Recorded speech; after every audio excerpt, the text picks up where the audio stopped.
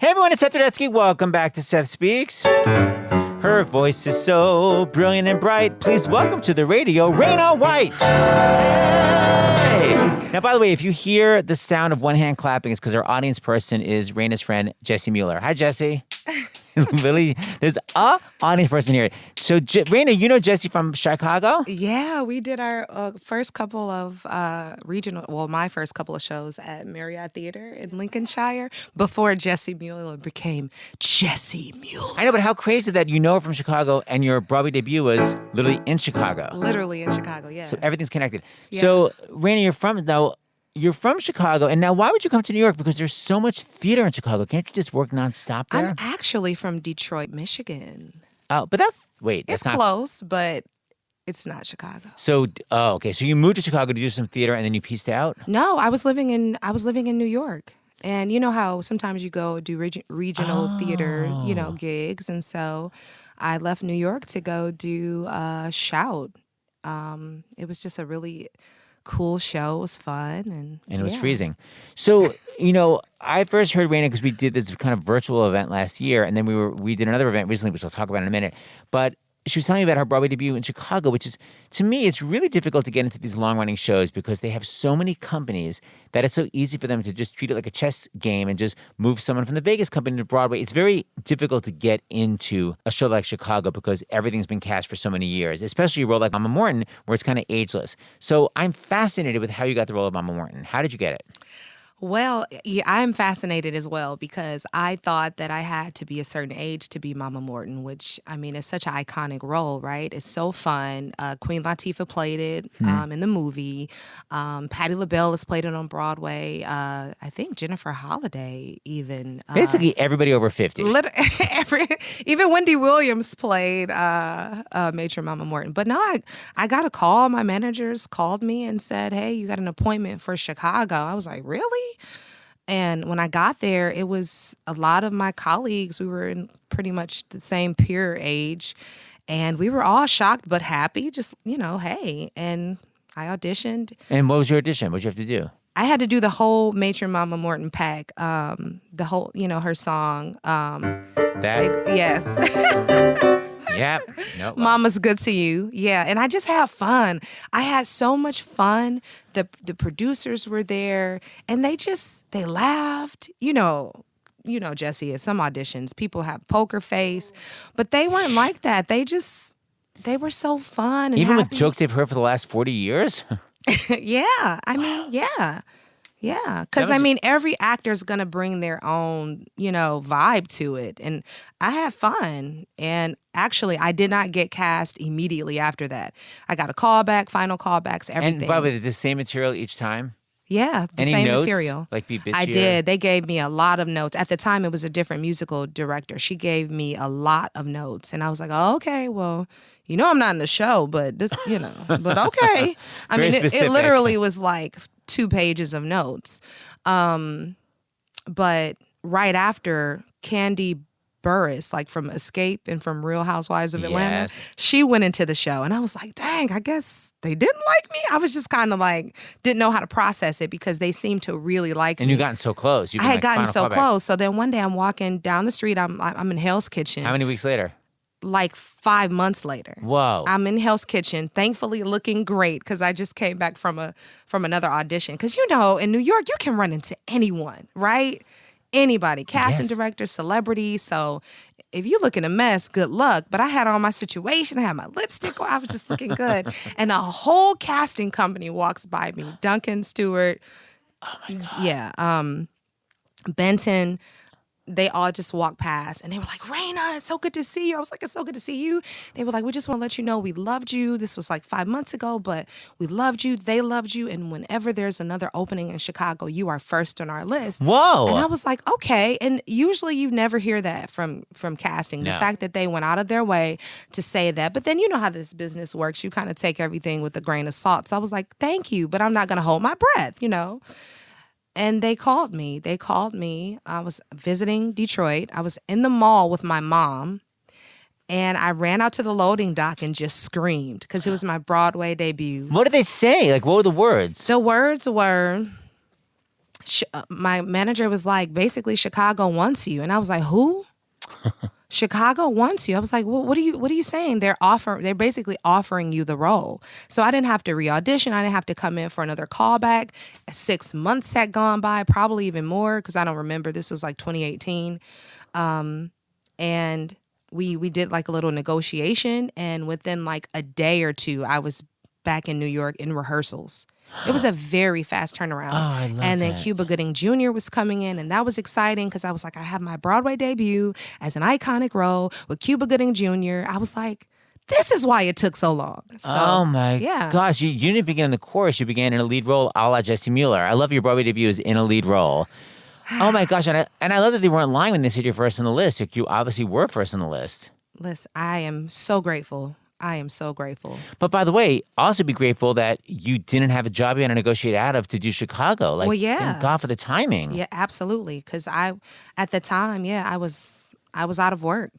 Oh, I was out of work. that's when you actually paid off to be out of work. And what was it like to finally be on Broadway and hear that vamp again?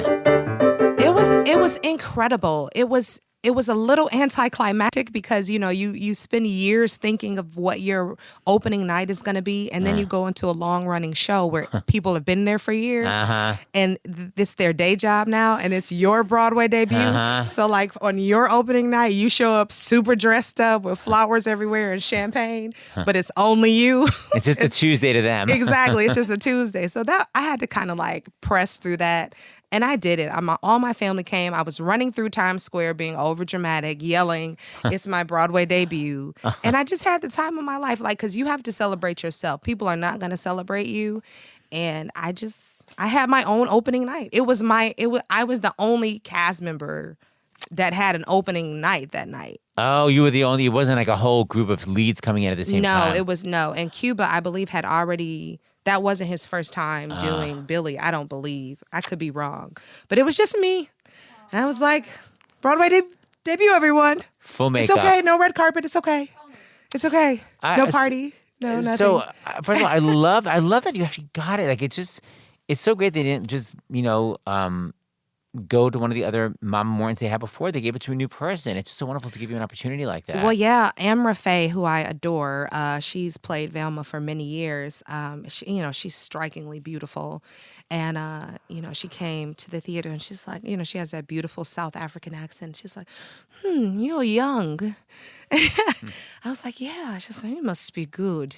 I was like, I hope so. I better be good tonight because it's opening night. It's Broadway. It's your opening night. Right. So the last Sink or time the last time I saw Raena was at this benefit for this organization that James and I volunteer for called You Gotta Believe, which is the only organization in New York specifically to help older foster youth find families. Because there are a lot of foster care organizations, but this one is to help older because once a kid hits, here's the thing, once a kid is having problems in the home, a judge will try to keep the family together. It takes so long because they'll go, can you be reconciled with your parents? Is there any other relative that can take you? And finally, when basically the kid is running out of all options, the kid is available for another family, but the kid is older. But a lot of parents are like, oh, I don't want to adopt an older kid. They must be a problem. And it's like, they're not a problem. It just took a long time for the family to go, there's no one to raise these kids. So once a kid hits 8 years old, they consider them special needs because it's so difficult to find them place in families. Wow. So You Gotta Believe focuses on these kids, and really, they always say no one ages out because normally at 18 you age out of foster care, and sadly that means 50% of these kids go into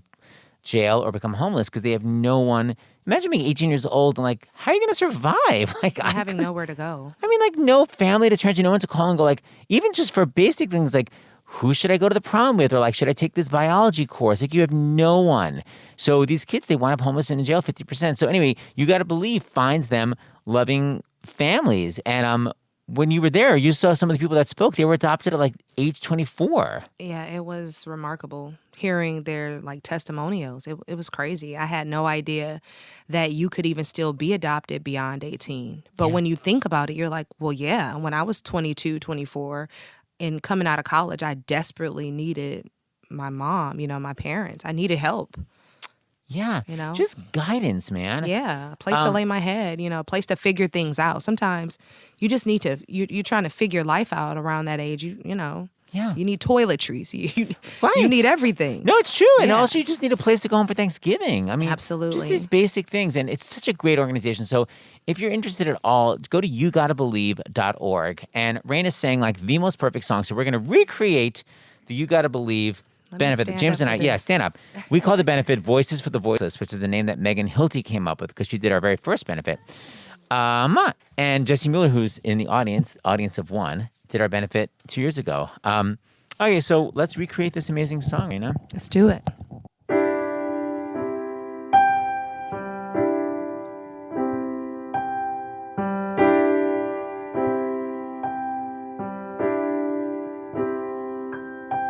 When I think of home, I think of a place where there's love overflowing. I wish I was home. I wish I was back there with the things I've been knowing. Wind that makes the tall grass bend into leaning. Suddenly the raindrops that fall have a meaning, sprinkling the sea, makes it all clear. Maybe there's a chance for me to go back now that I have some direction. It sure would be nice to be back home where there's love and affection. And just maybe I can convince time to slow up, giving me enough time in my life to grow up. Time be my friend and let me start again. Suddenly my world's gone and changed its face, but I still know where I'm going. I have had my mind spun around in space, and yet I've watched it growing. And oh, if you're listening, God, please don't make it hard to know that we should believe the things that we see. Tell us, should we run away or should we try and stay? Or would it be better just to let things be? Living here in this brand new world might be a fantasy, but it's taught me to love. So it's real, real, real to me. And I've learned that we must look inside our hearts to find a world full of love, like yours, like mine, like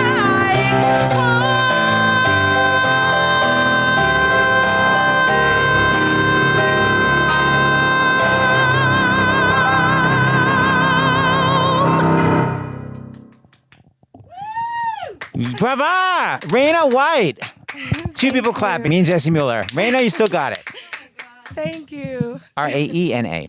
Hey, this is Karen Hunter, and at Urban View, we have a family of tough people We are about making change. who are willing to not just work, but they have a vision. We demand that the people take action, use their power to make change. That's what really Urban View and the Madison Show is all about. We invite you and we challenge you to create the world you want to live in. It's not your typical talk channel. Urban View, Sirius XM 126. Volume Sirius XM 106 is your 24/7 talk channel about music. Featuring shows hosted by musicians, including Melissa Etheridge. How old were you when you wrote that song, for goodness sakes? Goo Goo Doll singer John Resnick. Do you find yourself being more creative when you're in a darker place? Drummer Steve Jordan. You are embedded in American pop culture. Anthrax guitarist Scott Ian. I give a glance to my right, and it's Mick Jagger standing next to me. This is Volume Sirius XM 106, your liner notes to the world of music.